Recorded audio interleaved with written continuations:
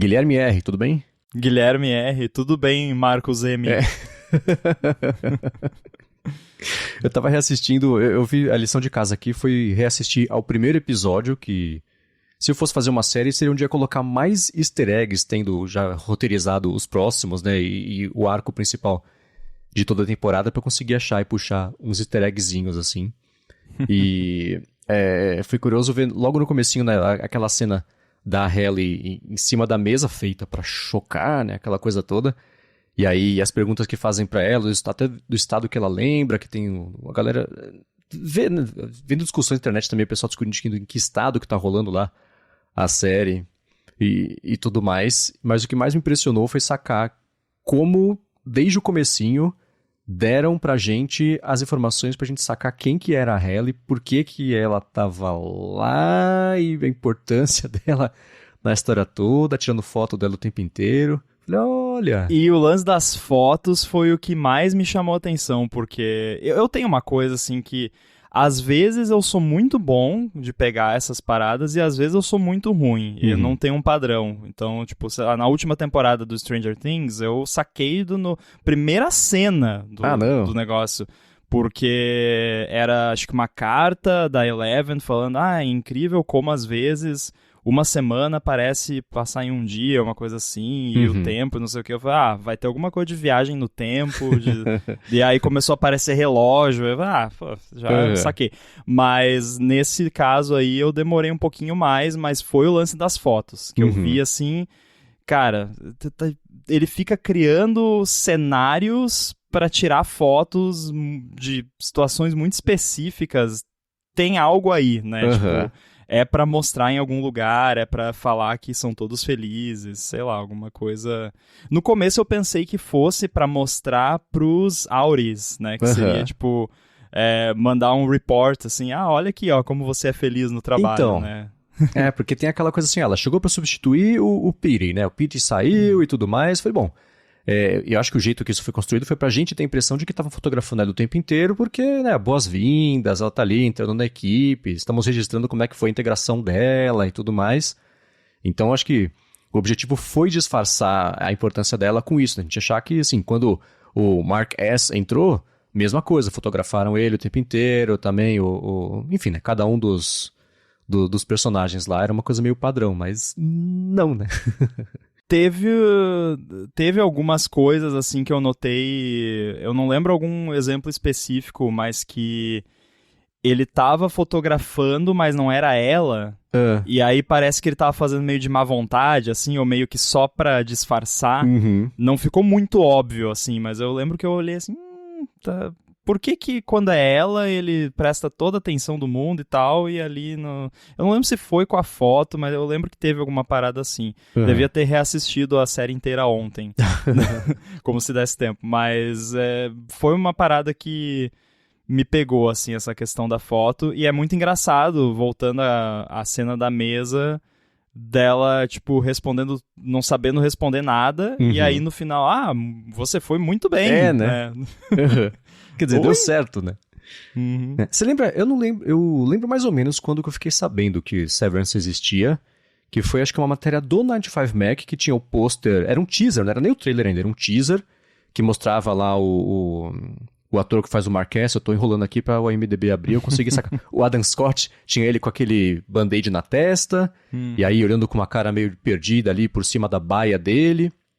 E aí eu tinha um pouco de, sei lá, tem ator que eu olho e vou com a cara, tem ator que eu olho e não vou com a cara, e com ele eu nunca fui muito com a cara dele. Eu também não. Você sabe que é um daqueles atores que eu tinha um preconceitozinho, assim, sei lá, associo com coisa que eu não gosto. Então. Não o ator, mas só, assim, conteúdo que ele costuma participar, eu costumo não gostar.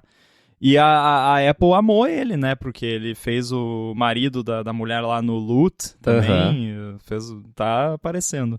E ele com a Maya Rudolph trabalharam juntos em The Good Place. E ele, em The Good Place, faz um papel de um cara muito babaca. Então, como eu nunca tinha visto nada... Ele tá em alguma outra série também famosinha que eu não assisti. Mas eu acho que talvez Parks and Recreation, alguma dessa... Isso, É que Parks and Recreation. dos mesmos criadores justamente do The Good Place, né? E aí ele entrou e falei, putz, sei lá, sempre que ele aparecia ele é meio sofrido, assim, eu queria pular cenas com ele. Então... Ele tem uma cara de uma pessoa sofrida, né? Tipo, não tô chamando ele de feio nem nada, mas ele tem uma cara assim, tipo, aquela cara de... Parece o velhinho lá que tá sorrindo e chorando ao mesmo tempo do meme, sabe? Sim. Parada meio assim. E aí eu vi o teaser, aí eu comprei e falei, comprei a ideia. Na hora me fez pensar em Lost com a Dharma, né? É inevitável fazer essa relação. Você viu Lost, não? Felizmente não, porque todo mundo que viu, né, que eu conheço, se decepcionou, pelo menos uma grande parte. Mas eu não sei, talvez eu teria gostado se eu tivesse assistido. Porque eu tenho um lance assim que eu não tenho essa necessidade de que tudo tenha resposta, sabe? E tem o lance do foco de qual é a pegada da coisa. Por exemplo, você pode chamar Severance de ficção científica se você quiser, mas não é, né? Tipo, essa não é... Tanto é que eles não gastam quase tempo nenhum na série falando... como que é feito o procedimento, como que funciona, não tem nada, tipo, o que importa são as consequências da parada. Exato, que senão vira uma coisa, e eu lembro que isso tinha muito em Lost. Eu vou ser o Ed Case humano aqui pra variar, né? Eu adoro Lost, acho que foi a primeira série que eu vi e comprei a ideia na hora, entre as temporadas eu ia atrás, lançava livro, eu comprava o livro, eu lia o livro, aí eles faziam umas ativações em temporadas também, insights, tinha que ir atrás, era mistério, eu engoli Lost, assim, nem mastigava, era incrível. E aí foi a primeira que eu comecei a comprar, né, Blu-ray pra assistir aos extras e cine, documentário, aquela coisa toda. E eu comprei essa ideia de, assim, tem um monte de mistério, tem coisa que, quando o mistério ele é colocado só pra construir a mitologia, beleza. Quando ele é colocado só pra ser um mistério, só para as pessoas discutirem, não vai levar a nada, aí você tá roubando no jogo, né, eu acho. Lost tem muito mistério feito que não vai levar a nada. Você tá vendo e fala, putz, isso nunca vai ser respondido. E muita gente se irritava com isso. Mas se você começar a responder a essas perguntas todas dos fãs o tempo inteiro, você chega no extremo, tipo no Star Wars na trilogia, na segunda trilogia, que eles explicam que a força... é porque no sangue dos Jedi tem os midi-chlorians que são não sei o que lá, é a contagem de... Fala, gente, é a força, calma, não precisa explicar toda a ciência de tudo. Então, eles não caíram nessa armadilha de querer explicar o Severance, você pega esse pedaço aqui do cérebro, porque isso aqui se liga com... Não, enfia o chip ali e pronto, tá funcionando. Liga o povo e vai, e beleza, né? Me convenço com isso, eu compro essa ideia também, e não tem essa necessidade também de ficar explicando. Então você vai curtir Lost, eu acho, porque... a principal crítica da galera é justamente isso, né? Não, mas e isso? De onde veio essa pessoa? E quem que é a mãe dessa pessoa? E quem que são os pais dessa mãe? Aí, em um episódio mais pro fim da série, os roteiristas começaram a tirar sarro dessa galera. Porque tem uma personagem lá pra frente que ela, teoricamente, tem um monte de respostas, aí um outro personagem faz uma pergunta e ela responde. Aí o personagem, putz, mas e antes disso? Ela fala, cara...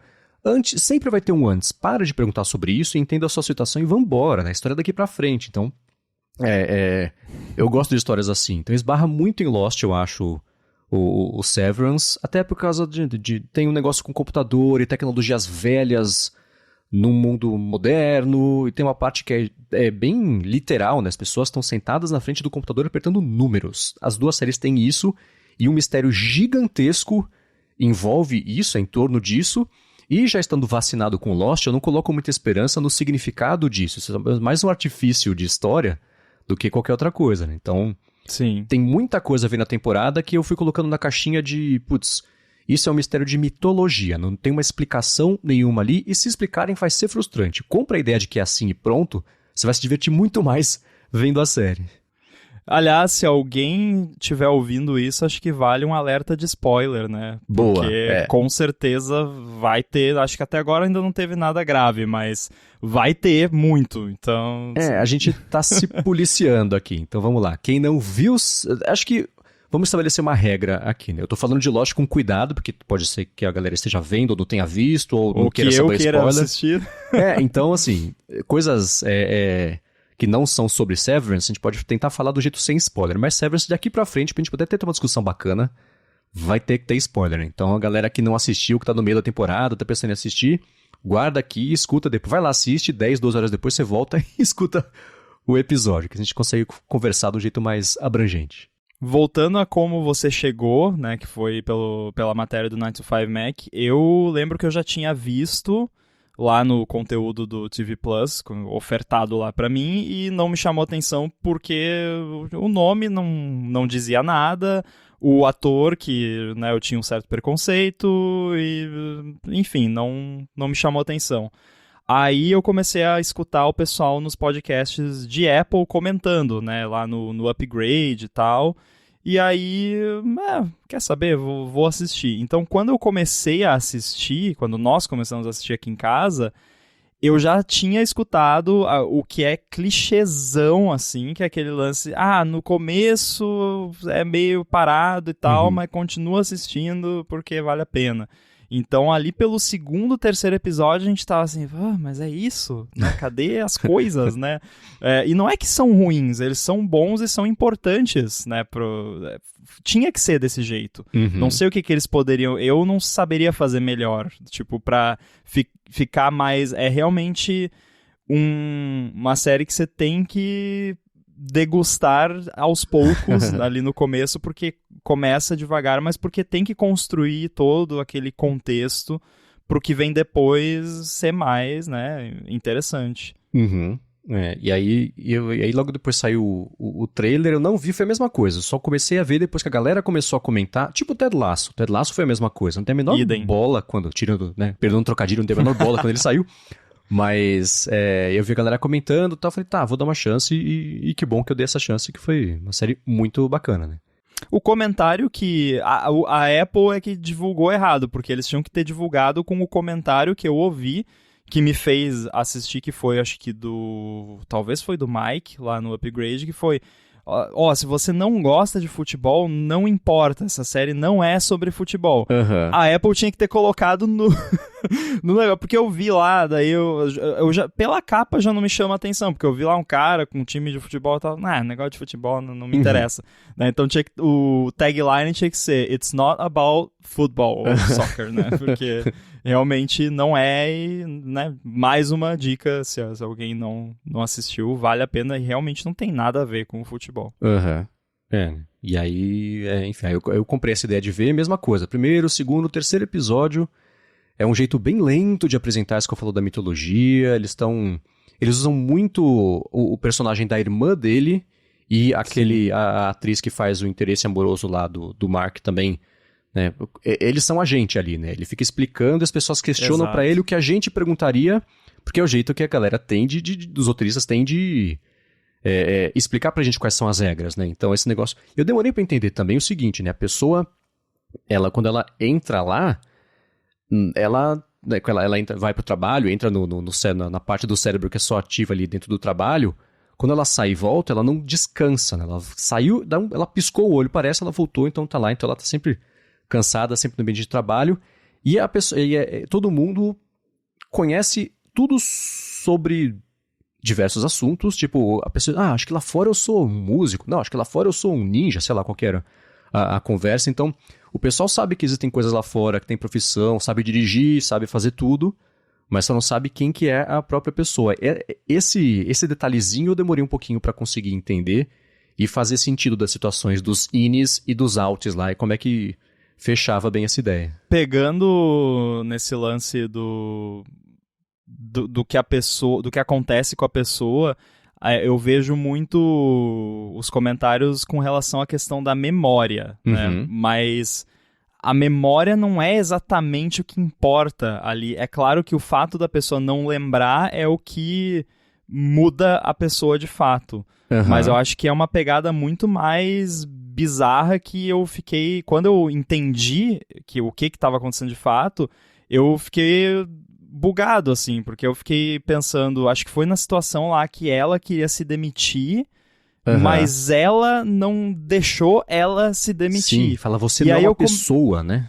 E aí a minha cabeça entrou em loop, que eu fiquei assim, não, mas é como se fosse outra pessoa, mas é a mesma pessoa, mas não é a mesma pessoa, porque é outra pessoa na prática, né? Então não é questão da memória, quando você tá lá embaixo, você é outra pessoa, basicamente, né? Claro que o, o corpo físico é o mesmo, tá tudo igual, só que desligou uma parte de você que causa você ser outra pessoa. Que é uma coisa que acontece na vida real. Tem gente que tem ali algum transtorno mental que acaba tendo dupla personalidade. Às vezes uma não lembra do que a outra fez e tal, né? Entra nessa pegada. Tem gente que sofre um acidente às vezes e sofre algum dano cerebral que a pessoa muda completamente, tipo, vira outra pessoa.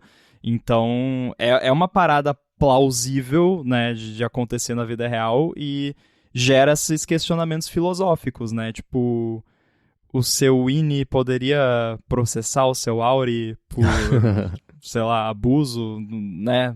Tipo, é bizarro pensar. E aí, na prática, o que você tá fazendo? Você tá alugando o seu corpo pra empresa, sabe?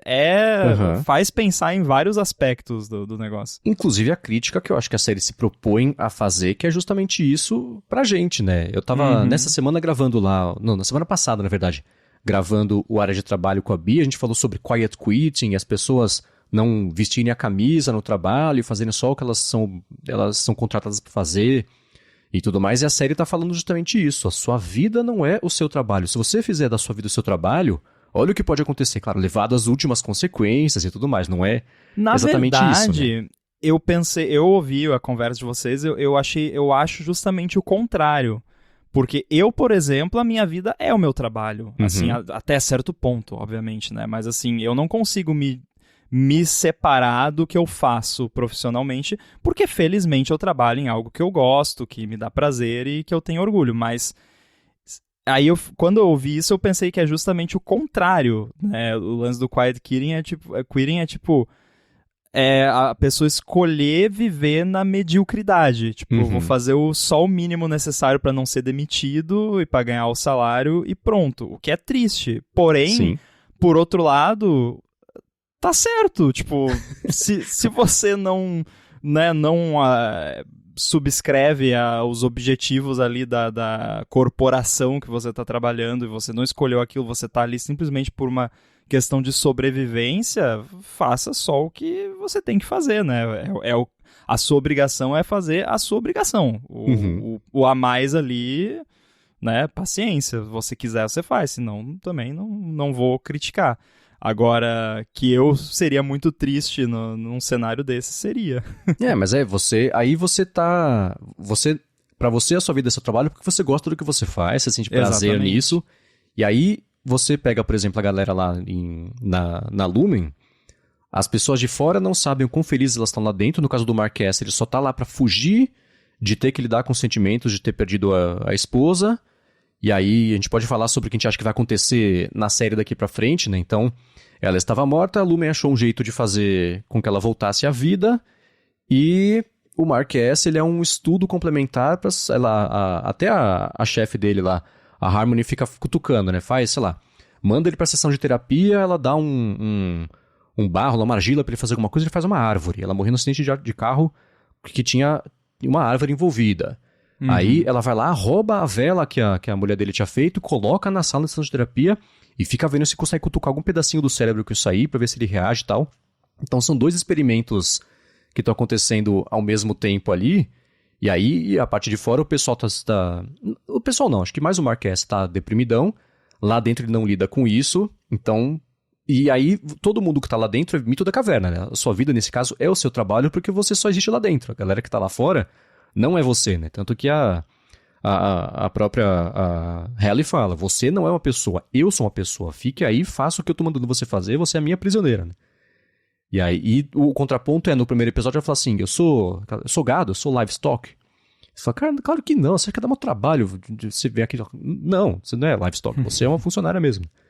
Mas, eu acho que um dos grandes trunfos dessa série é o fato de, primeiro, ela ter sido produzida não, mas ela estar no Apple TV Plus, porque tem uma crítica corporativa gigantesca, e a Apple sendo a empresa mais capitalista e mais valiosa do mundo, Cara, eu falei nos primeiros episódios pro Rafa, cara, isso aqui é bem parecido com trabalhar na Apple, sabe? Porque é que quem não tá conectado não tem noção, assim, porque a Apple funciona desse jeito, claro que não com uma operação no cérebro, né?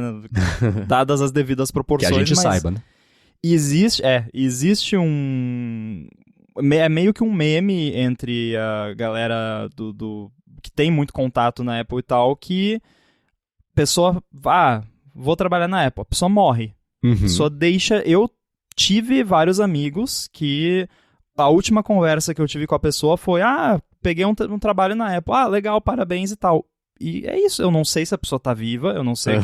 A pessoa morre, desaparece, tipo, muito, assim. E você trabalhando na Apple, existe muito esse lance de INI e AURI. Eles não chamam desse jeito, mas existe todo um protocolo de, quando você tá dentro, que eles chamam de interno, né? Quando você tá interno, você pode fazer isso e aquilo. Quando você tá externo, você pode... Cara... Eu fiquei vendo e falei, cara, mas isso é a Apple, sabe? Então, tem muito isso e, né? É muito curioso que essa série esteja lá. Eu duvido que alguns dos executivos ali da Apple envolvidos no TV Plus, que também são envolvidos no resto da empresa, não tenham por algum momento pensado assim, putz, mas parece um pouco aqui, né? É sobre a gente? Pois é.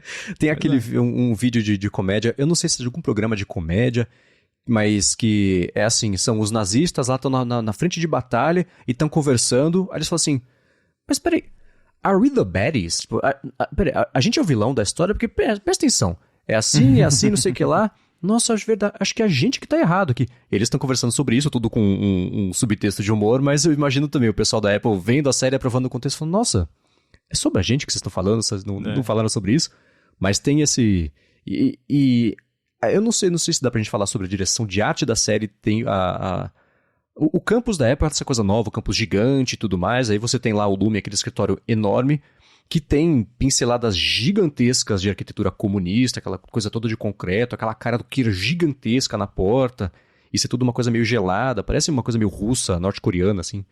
Então, dá pra fazer também o paralelo do campus ser uma coisa grandona, tudo muito compartimentalizado, né? Você tem a galera do design, tem até uma birrinha com a galera que faz lá o refinamento de números e tudo mais, então dá pra fazer uns paralelos, sim. Eu vi também que parece que uma das inspirações para arquitetura da Lumon foi o creepypasta sobre os backrooms, né? Que é uma historinha de que você tem essa dimensão paralela que a pessoa pode ir parar lá, que não passa de um monte de corredores labirínticos infinitos que você nunca chega em lugar nenhum e não tem nada, e às vezes aparece uns monstros, sabe? E aí veio um pouco disso, mas a direção de arte da série é fantástica. O retrofuturismo, né, dos computadores, que parece um Lisa. Quando eu vi de longe, de lado, eu pensei, não, parece um Lisa. E aí, quando você vê de frente, o teclado é mais moderno, assim, tem uma aparência moderna e velha ao mesmo tempo, por isso que é retrofuturo. É como se fosse alguém dos anos 70 imaginando, né, o futuro. É o futuro do pretérito. Você tem as cores, né, bem muted, assim, deve ter dado um trabalhão filmar aquilo tudo branco, porque... Qualquer pessoa que já tirou foto, já filmou alguma coisa num lugar muito branco, sabe que é difícil ficar interessante. Né? É muito branco, então você tem que trabalhar basicamente para quem é do 3D, né, com ambient occlusion, né? Você só trabalha ali com sombras e imagino que o color grading deve ter sido um desafio também, porque tá todo mundo num lugar tudo branco, a pessoa tende a ficar branca, e aí os únicos acentos de cor que tem é um verdinho assim, não muito saturado, que também não fica bom com o tom de pele. Deve ter dado um trabalhão fazer isso, né? E a própria sala onde eles trabalham, né? Uma sala que ela é super ampla, né? Que ela é larga, né? Ela é larga e profunda, mas o teto é super baixo, então ela é uma sala bem horizontal. Eles estão no meio da sala que é completamente vazia, cada um com espaço delimitado por onde eles conseguem rodar com a cadeira ali, pra não cair no carpete e não conseguir rodar mais, né? Separados entre eles ali naquele... com as baias que faz aquele... quase um catavento, né? Sim. Tudo separadinho, bonitinho ali, com essa, né? Aí tem o negócio dos corredores, e é legal, logo no começo, né? Que você tem o Marquez lá, ele sai do elevador e sai, anda pra lá, pra cá, vira, ele sabe exatamente pra onde ele tá indo, a gente perdeu já o senso de direção, parece que ele tá andando em círculos, né? Mas aí ele chega lá na sala que ele precisa. E tem também, por exemplo, o fato de que a própria comunicação, ainda falando de direção de arte, a comunicação da série é o quê, né? Você tem Severance escrito numa Helvética, que é a fonte mais neutra do mundo, inclusive Helvética é o nome, né? Suíça, Helvética. E um pouquinho parecido com bula de remédio, você tem aquele traço, aquela coisa assim. Em todo o jeito da série, da abertura da série, aquela animação é incrível, né? Até acho que ganhou Emmy de melhor abertura, mas a parte de texto me lembra muito coisa de medicamento e vai meio por aí, assim, parece bula de remédio. Mas até o logotipo é pra ser uma coisa neutra, neutra opressora, sei lá. E aí você tem esse negócio da cor, é o verde, porque também é tipo Matrix, né? Tonalidade de computador, entre aspas, do mundo de tecnologia. Se for pra ser uma coisa meio deprimente, é sempre, né? Sem saturação e com esse subtonzinho verde, que é como é toda a gradação de cores lá quando eles estão pros inis, né? No color grading você puxa os highlights pro verde um pouco, basicamente, que eu já fiz isso. E você for assistir, por exemplo, Jogos Mortais, os primeiros lá, você vê uma luz fluorescente, a luz fluorescente que na vida real pra gente, nosso olho, ela é branca, mas ela é verde, assim, um verde marca-texto nos Jogos Mortais, né? Ali no Severance é bem menos, mas puxa um pouquinho pra esse tom de verde, que até pode acontecer, às vezes, dependendo do balanço de branco da câmera. E ainda no quesito fotografia, você falou do teto baixo, a fotografia ajuda muito também, porque além do teto ser baixo, eles usam muito o lance de você filmar meio que de baixo pra cima, mas pouquinho assim, e não pegar a parte de baixo do frame. Você faz o enquadramento todo, entre aspas, errado, basicamente. Que é você gravar, tipo, a cabeça da pessoa tem 2 metros pra cima, assim, e por algum motivo, em vez disso fazer parecer que tem mais espaço, é o contrário, né? Você se sente espremido, assim, quando você vê. E até eu vi muito uma pegada meio tilt-shift, assim, na forma como às vezes eles gravam de cima e você tem a impressão que você tá vendo bonequinhos dentro de uma maquete. Que é o que eles são, né, no fim das contas. Verdade. Inclusive, eu não sei o quanto que a gente quer entrar em teoria maluca, mas assim, eu tenho pra mim que o que eles estão fazendo ali não é exatamente o que nós estamos vendo. Nada, sabe? É basicamente um protótipo que eles estão testando a parada para ver, não, se nesse cenário absurdo que a gente colocou eles, o negócio funciona, então num cenário menos absurdo de uma empresa, entre aspas, normal, vai ser uma maravilha, né? Porque bota o pessoal pra fazer coisa que não faz o menor sentido, que eles não sabem para que serve. Tem o cara lá dando leite pra cabra, os bichinhos lá, sabe? Umas coisas completamente sem sentido. E é um teste. Tipo, pra mim, não, é basicamente isso. Estão fazendo teste pra ver se a parada funciona e também pra usar como um case de, tá vendo aqui, como funciona? Porque tem até o lance lá de que do lado de fora tem a esposa de um senador, de um político lá, que ela sofreu o procedimento do Severance e não lembra de ter engravidado, de ter dado à luz, né? Então, é isso. Se na situação extrema a galera não pira, numa situação normal de dia a dia, né? Tanto que no final eles falam, a nossa ideia é fazer com que isso vire um procedimento que a humanidade possa fazer, todo mundo possa ter e tudo mais. Então, tá começando aqui, né? Então acho que vai migrar pra aí. E uma coisa que eu achei muito legal é que aquele negócio, ela começa devagar, mas a cada episódio vai acelerando. E acontece um monte de coisa que eu falo, cara, a gente já viu, né, muita série, muito filme, a gente começa a antecipar, às vezes, o que vai acontecer. Às vezes a gente acerta e quando o roteiro é feito de tudo no preguiçoso, a gente erra ou nem vê uma coisa que vai acontecer.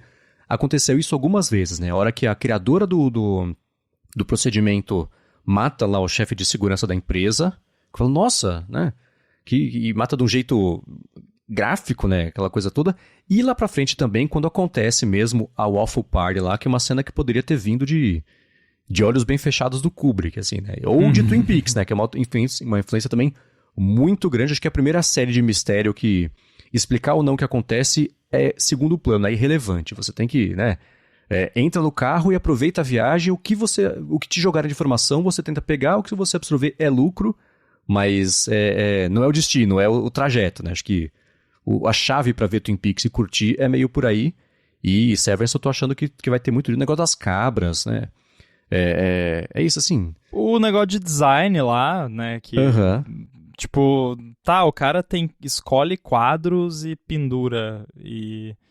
Sabe, umas paradas nada a ver, assim, completamente sem sentido, né? Tem essa parte dos quadros, o design esbarra... É impossível não falar de religião nessa hora, né? Você tem as pessoas ali que a única coisa que elas têm de literatura, entre aspas, é tipo a Bíblia, que é os ensinamentos do Kier e tudo mais. Tanto que aparece um livro Mequetrefe lá, que é o do cunhado do Mark, e eles ficam loucos com isso, né? Acho que é o contraponto. A única literatura que tem é que essa. É um livro muito ruim, né? Então, é ruim. E naquele contexto, pra eles, é uma coisa super profunda, que eles não têm profundidade. Tudo que eles conhecem vem ali desse negócio.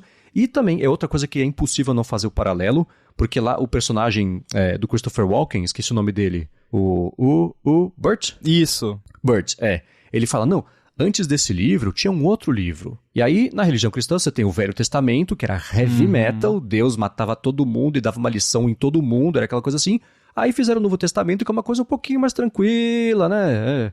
É mais paz e amor e tudo mais. Então tem esse lance também de lá nessa mitologia do Kier, tem o Velho Testamento, o Novo Testamento. O Burt é o único que aparentemente sabe, então ele agora está sendo aposentado, talvez pela relação dele com o Irving lá, mas ainda assim, porque ele tá lá já faz bastante tempo, deve ser a pessoa que tá lá há mais tempo, né? Então, eu vi umas teorias da galera que acha que ele não é severed, o que eu achei interessante, mas eu não consigo comprar essa ideia. Revendo a atuação dele, não sei. Se ele não for severed, eles mandaram a gente de propósito para outro caminho pra gente não desconfiar. Então, não é que nem a Halle, por exemplo, que tinha ali umas dicas ao longo do negócio, né? Mas eu achei muito legal que tanto o Christopher Walken quanto lá o John Turturro estão na série, que os dois são atores muito bacanas, que estão meio esquecidos, ou não eram conhecidos, talvez, por essa geração nova, especialmente o John Turturro. Fiquei triste que não levou o Emmy pra esse ano aí na premiação de melhor ator coadjuvante, porque, putz, é um papel que, sei lá, tem sentimento, né? Que nem lá no... Nossa, o lance do romance ali acabou com a gente. Então... Ele vai lá e aí não vai, vai, fala com ele, né? Tipo, aliás, é muito triste. Aí tem uma parte muito legal também, né? Que a gente tá falando no começo da galera, né, dentro e fora, você não sabe nem quem você é, nem as habilidades que você tem, o negócio de pintura e tudo mais. O Irving, ele tem um carro, ele dirige, certo? Só que quando o INI dele tá lá fora, né, que eles ligam lá, eles acessam o INI, ele não sabe dirigir. Mas é o carro dele. Ele, o de fora, ele tem a habilidade de dirigir, mas o de dentro não, né? Então isso, tá aí, legal. É um jeito bom, tudo bem que veio no final, né? Mas de mostrar essa diferença entre uma coisa e outra, eu falei, tá, bacana. Mas o romance dos dois é muito bom, muito sutil. É legal. Eu vendo aquilo ali, eu falo, poxa, é um papel perfeito pra esses dois, porque eles nunca tinham feito nada parecido com isso. 100% crível, os dois estão muito bem no papel.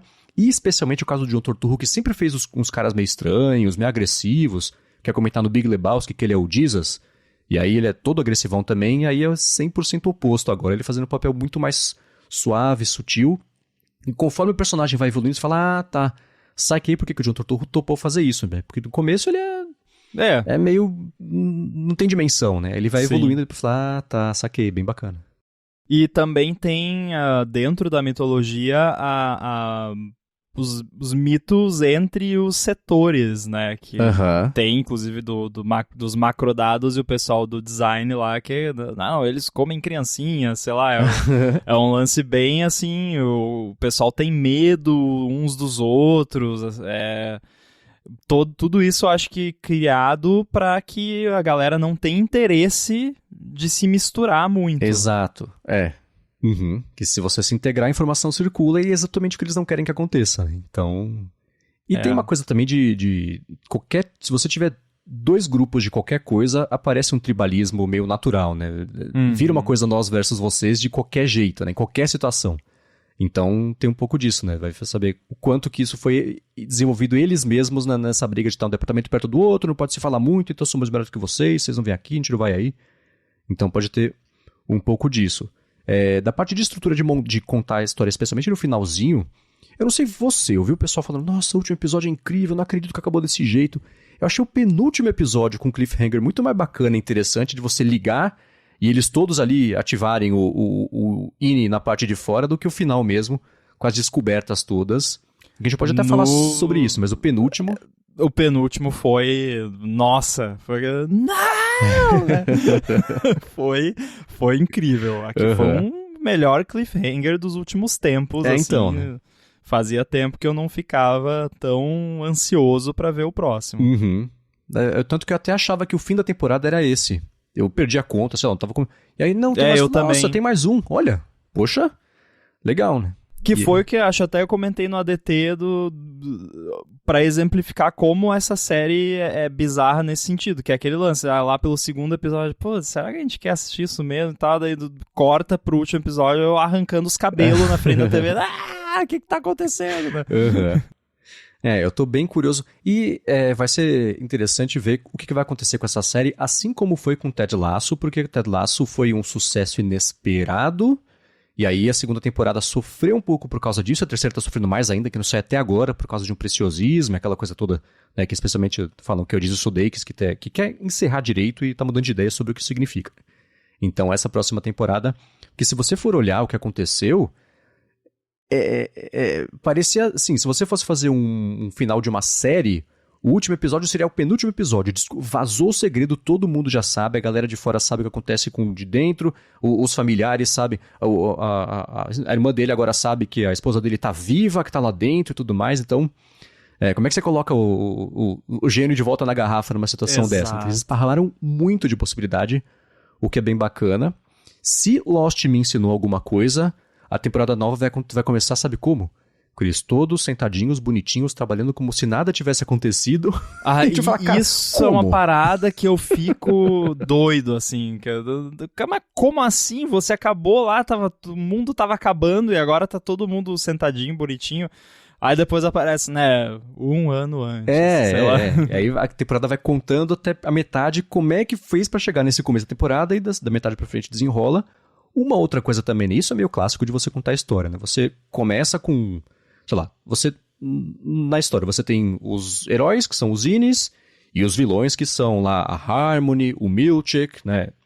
Aí o que pode aparecer? Um terceiro elemento ameaçador que a Harmony, o Milchick e os Innis têm que se unir para lutar contra essa terceira entidade ameaçadora. No finalzinho da temporada deram aquele negócio também de que a Harmony ela foi meio criada já nessa...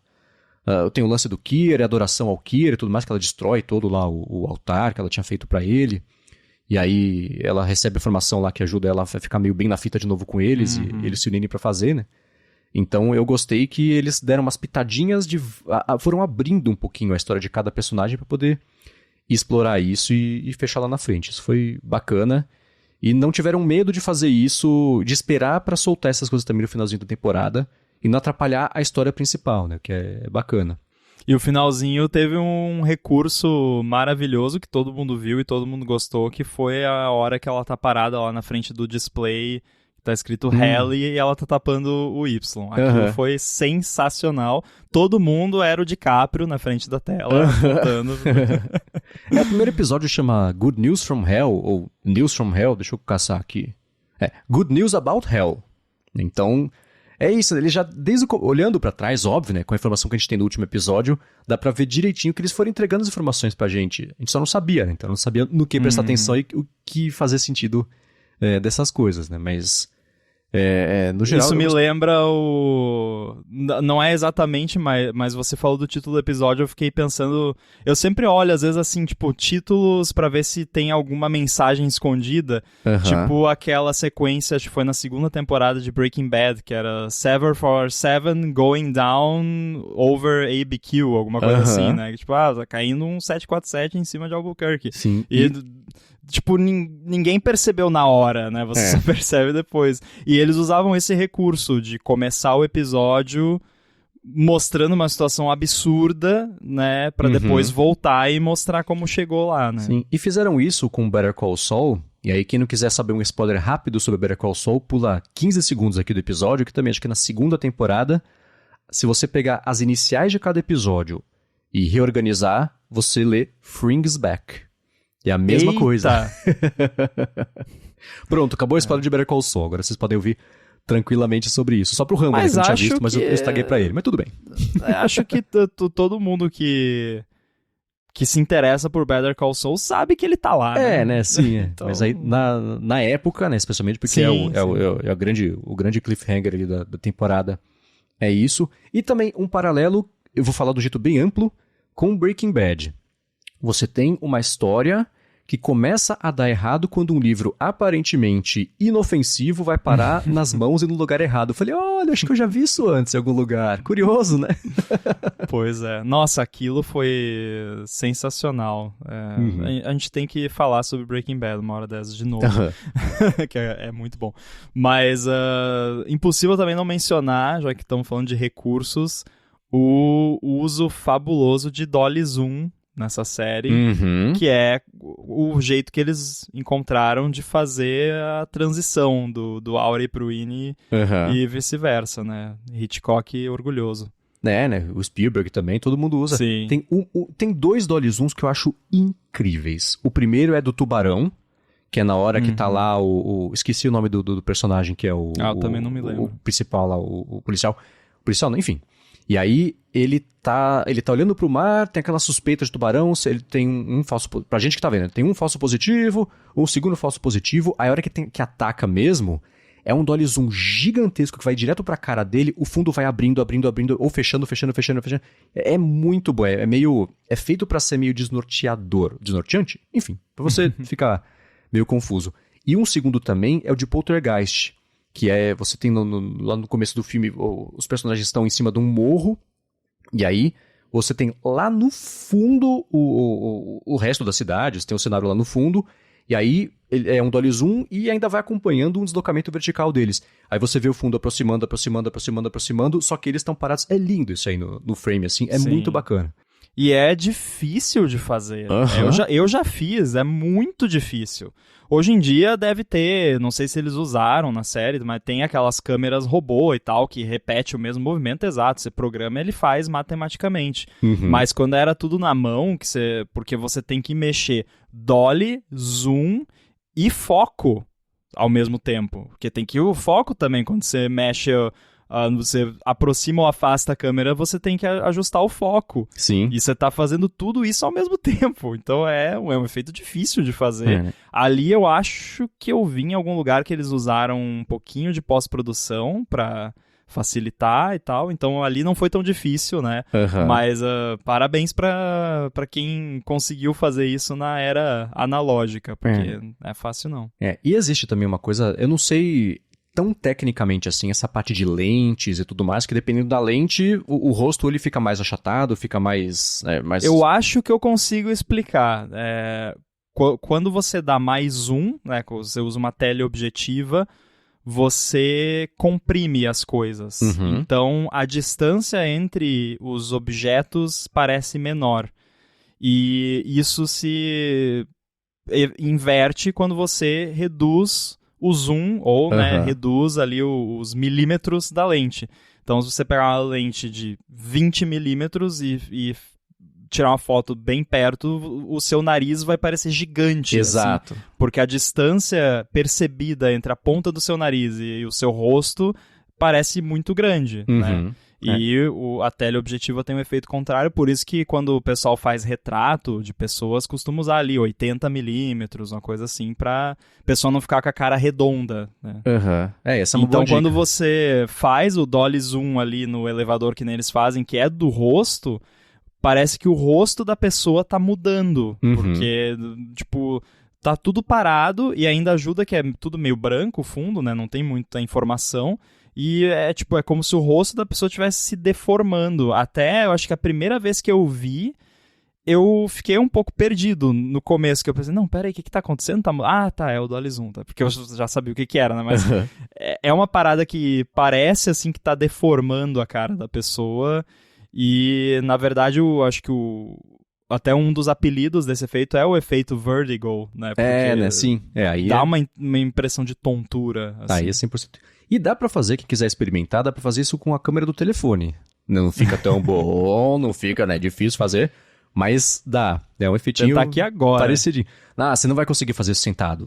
Tem que ser um distanciamento grande pra ir e pra voltar. E funciona se você tiver uma coisa muito mais lá no fundo do que o sujeito da coisa, mas dá pra fazer. Olha, eu consegui fazer Aí. aqui com a minha garrafinha de água. Deixa eu botar pra gravar aqui. E aí, de repente, a gente até bota aí nas notas do episódio.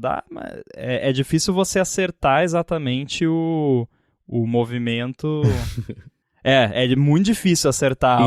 Porque você tem que fazer o zoom na mesmo rate que você tá afastando. É complicado. E Mas ainda não tem que se preocupar com foco, né? Que já é o terceiro complicômetro do efeito lá. Ali eu acho que eu consegui algo que lembra um pouco. Uma então, primeira tentativa tá ok, né? Quem quiser tentar em casa, vai levar uns bons minutos aí. E a gente falou do Milchick, eu não conhecia esse ator, eu achei ele muito bom. Eu também não. Trammell Tillman, Sim. tô vendo aqui. Eu tava vendo coisas... Teve coisas que eu já vi em que ele esteve, Elementary, por exemplo, ele tá, mas, enfim, não me marcou. Esse é um cara... É a pessoa muito certa pro papel certo, assim, é o cão de guarda da equipe. Tem um pouquinho também nele, não sei... Porque ele é gentil, sempre com um tom ameaçador, mas ele é gentil e se importa de fato com as pessoas, mas não tem o Ele menor... é corporativo. Tá, ele ok. Ele é aquele cara corporate, Uhum. sabe? Que ele tem aquele rosto corporativo de estamos muito felizes em servi-lo, sabe? Aquela coisa padrãozona, assim, mas que ao mesmo tempo, como você disse, quando o negócio aperta, ele vai lá e faz o que tem que fazer. Eu não sei ainda, eu não me lembro se isso ficou claro, mas eu lembro de ter ficado em dúvida durante toda a primeira temporada até que ponto ele é um mero funcionário que responde ali aos superiores e até que ponto ele é uma pessoa mais importante no esquema, sabe? Porque ele tem poder, inclusive, em cima da Harmony, né? Porque se ficar decidido que ela não pode entrar lá, ele fala que você não vai entrar e pronto, né? Então, exatamente. Ele é um funcionário dela, mas é que nem, sei lá, presidente e CEO de empresa, a relação disso com o painel pode mandar o CEO embora, então é meio misturado, né? E ele é tipo RH e PR juntos, pra dentro e pra fora da empresa, e ele faz um pouco o papel do Mike, né? Assim, cara, resolva esse problema, faça o que você precisa fazer, resolva, nem me conta como é que você fez, mas eu sua fiz responsa. esse paralelo com o Mike também. Ele é o Mike. Foi o que eu pensei também. E aí, uma coisa também de estrutura que eu achei muito bacana é que você tem, por exemplo, a Harmony e o Pete, eles são duas variáveis que se equilibram na equação de contar a história da série. São duas pessoas que têm fora ali da empresa a informação do que acontece lá dentro. A Harmony usa isso para benefício da empresa e o Pete usa a mesma informação para o malefício da empresa, para prejudicar a empresa e poder libertar a galera que tá lá dentro, né? Eu só não achei que... Sei lá, não gostei do jeito que se livraram dele. Achei a morte dele meio bizarra. Eu também. Né? Também achei. É meio mal menos. Né? Acho que tinha jeitos mais elegantes de você tirar ele da história para passar o bastão só pro Mark levar isso aí à frente. Mas eu tô convencidíssimo de que essa série... Se eles... não sei, é tentador fazer muitas temporadas. Acho que tem 3, 4 temporadas, que nem um Ted Lasso, que nem coisa assim, porque se você começa a esticar muito a mitologia só pra você fazer uma temporada nova, aí vai sofrer do que Lost sofreu por muito tempo, que a maior crítica do pessoal, assim, eles só inventaram coisas pra continuar no ar. E aí os roteiristas falam, sim, porque não falavam pra gente quantas temporadas teria que ter. Da terceira temporada em diante... Eles falaram, vai ter 7 temporadas. A gente conseguiu planejar o resto da história pra contar e amarrar o que a gente achava interessante amarrar ali até o final, né? Mas a terceira temporada ela é um grande passatempo. Acontece um monte de coisa e nada ao mesmo tempo. Né? Então, não pode correr esse risco, né? Eu comentei acho que no ADT, quando a gente tava falando de séries, assim, eu tenho muito medo quando séries ficam se estendendo porque tem que estender, porque tem que... Né? O que ao mesmo tempo é triste porque não tem muita solução, né? Pô, o negócio tá dando dinheiro, Uhum. o pessoal vai querer continuar fazendo, né? Que como não dá pra culpar, né, a pessoa por querer continuar, ou a pessoa, a empresa, a produtora, quem quer que seja. O complicado é que eu acho que muitas vezes o resultado sofre, né? A qualidade sofre. Eu prefiro muito mais séries fechadinhas, assim, Aham. não. Vai ser 2 temporadas, 3, 5, que seja, mas a gente sabe que isso aqui tem um fim e temos a luz no fim do túnel. Por você pega, falamos de Breaking Bad, são 5 temporadas, né? E é que a quinta acho que foi dividida em duas. Mas enfim, é bastante temporada, não é pouca temporada, mas já tinha ali, não, vai ser isso aqui e vai acabar, né? E eu gosto muito de minisséries, tipo Defending Jacob, que é, né, aí é baseado em livro, é mais fácil, né? Porque tá lá no livro tudo, mas poderiam esticar, mesmo sendo baseado no livro. Leftovers é isso, a primeira temporada é baseada num livro, e as temporadas 2 e 3 foram criadas depois com a ajuda do autor do livro, mas estendeu, ultrapassou o livro e a história seguiu em frente. Mudou completamente da primeira pra segunda e terceira temporada, assim, poderia ser outra série, dentro, claro, não é tipo Black Mirror, cada episódio é uma coisa, ainda assim é uma história, é um arco só, né, grande, mas dá pra fazer isso também. Agora, de pontos pequenininhos que eu fui anotando aqui nesses últimos dias que eu tava pensando sobre a série, o primeiro, eu já falei isso, eu fiz aqui agora um pouquinho paralelo com a arquitetura norte-coreana e aquela coisa, né, você tem o líder ali acima de tudo, aquela coisa, e o estacionamento ali da Lumen tá sempre meio cheio, tem um monte de carro, né? E cadê essa galera toda? Na entrada você vê uma galera passando e tudo mais. E aí isso me faz pensar justamente de novo em Coreia do Norte, aquele teatro todo, especialmente para estrangeiros, sempre fazer parecer que tem um monte de gente, um monte de coisa, tudo ator que tá ali enfim, para convencer 4 ou 5 ali no fim das contas de que tem alguma coisa acontecendo quando na verdade não é exatamente isso. E uma outra coisa também é o próprio painel da empresa, que até agora eu não tô convencido de que existe. Você tem ali a porta-voz do painel, que fala em nome do painel, o painel não se manifesta, pode muito bem ser ela dando as ordens ali, aí é mágico de Oz, né? Ela dando as ordens pra parecer que tem um painel e, enfim, né? Ela decidindo, então tem um pouco de tudo bem que depois o Kira, o pai lá da Hailey aparece e fala um pouco sobre isso, mas ainda assim o fato do painel não estar lá não é uma coisa feita pra intimidar. Eu tô achando que talvez não tenha nem nada ali pra começo de conversa. Sim. Uma coisa que eu cheguei a pensar foi, será que na verdade mesmo as pessoas que não são severed, que estão envolvidas ali, será que elas não passaram por algum tipo de procedimento? Ou sei lá, elas são severed, mas elas ficam severed o tempo todo? E não só quando estão no contexto? Porque como não tem muito como saber exatamente, assim. Claro que você pode pegar dicas ali da pessoa lembra de alguma coisa da vida dela e tal, mas não se sabe até que ponto isso poderia ser implantado ou construído. Então tá muito nebuloso ainda. E pode ser aquele tipo de série de história, né, que a gente acha que é aquilo ali, mas aí vai subindo, subindo, subindo, e na verdade tem mais gente acima que tá envolvido que a gente nem ouviu falar ainda. E é tudo... não só nós estamos sendo enganados, como todo mundo que a gente tá vendo ali, até os que acham que estão enganando os outros, também estão sendo enganados. Exato. Né? E isso é uma coisa também, especialmente em primeiras temporadas de séries misteriosas, né, que o ponto da série é fazer esse monte de mistério mesmo. Não adianta querer... A gente não tem as ferramentas, a gente não tem informação necessária pra entender o que tá acontecendo. Na segunda, na terceira temporada vai aparecer um personagem novo, que é o chefe do chefe do chefe. Você fala, talvez nem o pessoal da série saiba. Né? Isso é uma coisa que a gente esquece às vezes, né? Tipo, talvez entrando na mitologia sem sentido, às vezes a galera inventa uma coisa só porque é legal e vai funcionar ali na história, mas não imagina todas as ramificações ou de onde veio, porquê e tal, e inventa depois. Não, vamos explicar desse jeito. Né? Tem muito Sabe disso o que é assim nessa série? E eu já vou deixar muita gente triste com isso, eu acho. O negócio dos GOATs lá.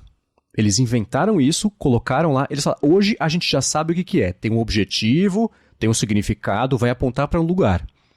Mas quando a gente inventou isso aí, não tinha. Então eles fizeram ali um trabalho pra amarrar uma coisa na outra. Mas eu acho que é um jeito válido, interessante até de você escrever uma história, porque aí você quebra a própria expectativa de como é que você achava que isso ia evoluir. Isso é bacana. Eu vou fazer de novo uma comparação com o Star Wars, só que agora com os 3 últimos filmes, os mais recentes, né? Vai saber. Que você tem o primeiro da trilogia nova que foi feito pelo J.J. Abrams, e é um filme redondinho, bonitinho, ele deixou tudo preparado de mão beijada ali pro Rian Johnson pegar isso no segundo filme e evoluir. O Rian Johnson explodiu isso tudo que o J.J. Abrams fez. Personagens que eram pra ser gigantes ele descartou, ele mudou completamente a história. Inclusive isso causou um problema grande, que ele ia dirigir o terceiro filme, tiraram ele, voltaram com o J.J. Abrams pra meio que limpar a bagunça que ele tinha feito. E na época eu odiei, eu lembro que eu falei sobre isso na DT algumas vezes, e eu vi recentemente de novo esse segundo filme e falei, olha, tirando uma outra coisa que é de fato cretina, ele fez um excelente trabalho de quebrar a expectativa e fazer a história evoluir de um jeito diferente até do que o J.J. Abrams tinha pensado que devia ser. E o papel de alguém criativo acho que é um pouco, né, bagunçar um pouco o coreto e ver o que sai daí. Então, nesse caso é a mesma coisa. Vamos inventar um negócio absurdo e vamos quebrar a base que a gente tinha feito, construído isso aqui em cima para ver no que dá. Geralmente isso dá um resultado mais interessante do que se tivesse sido só seguir ali bonitinho ou fazer feijão com arroz. Eu acho que tem potencial. Agora, e aquele Hall of Smiles? Que isso, assim, até agora eu não consigo fazer nenhum sentido disso. Pois é, eu não teorizei muito sobre aquilo. Eu pensei, pra mim, é mais uma daquelas coisas aleatórias que, tipo, serve só como um gimmick ali pra mostrar pra eles que o que eles estão fazendo tem algum propósito, sabe? Não é algo que tem um grande significado por trás. Porque se você for ver, tem muito do que é feito na Lumon que é focado em dar um senso de propósito nos zines, por mais que não tenha propósito algum, pelo menos na minha opinião, o que eles estão fazendo. E eles nem sabem qual é o propósito. Mas eles fazem várias dessas paradinhas para que eles tenham a sensação de que o que eles estão fazendo é importante de alguma forma. E eu vi o Hall of Smiles meio que é mais um desses gimmicks pra tipo, tá vendo aqui? Isso aqui é graças ao seu trabalho, uma coisa assim. E só não falou, acho que talvez pra finalizar, a gente não falou sobre a trilha, que é incrivelmente eficiente, né? Aquele pianinho, assim, se escutar, é que nem no próprio evento do iPhone, né? Tocou 5 notas e a gente sabia exatamente sobre o que estávamos falando ali, né? Sim, muito. Aliás, os cameos de Severance no evento da Apple foram sensacionais, né? Porque eu lembro do pessoal não lembro se foi no Connected ou no Upgrade que eles falaram, seria mó legal, mas a Apple nunca ia fazer isso. Se for, eles vão botar o Ted Lasso, e botaram. Eu fiquei muito feliz, foi muito legal. Teve na hora dos AirPods lá, né, que a Hailey apareceu lá. Que não era a atriz, né, de fato, então, né? Era uma dublê, mas enfim, tava lá. E no final ali teve um teaserzinho. Eu tô achando curioso, que ela não apareceu aí, contrataram alguém vestida como ela, lembrando um pouco ela. Ela não apareceu também naquele vídeo que o Stephen Colbert fez, tirando um sarro. Tirando sarro não, né? Ele fazendo aquelas cenas como se fosse ele um participante cortado da série e tudo mais. Ficou bem divertido também. Curioso que, assim, eu não vi ela dando muitas entrevistas. Ela tá bem na miúda ali sobre o sucesso da série, né? Não apareceu muito pra falar sobre isso, né? Curioso. De repente, porque ela não sabe que ela tá fazendo a série. Pode ser. Eu fiquei curioso também com isso, mas eu acho que pode ser alguma mera questão de contrato, talvez, que, tipo, no contrato dela não tá incluso que ela tem que fazer essas coisas, então, se não tem que fazer, não vou fazer mesmo, né? Quiet quitting.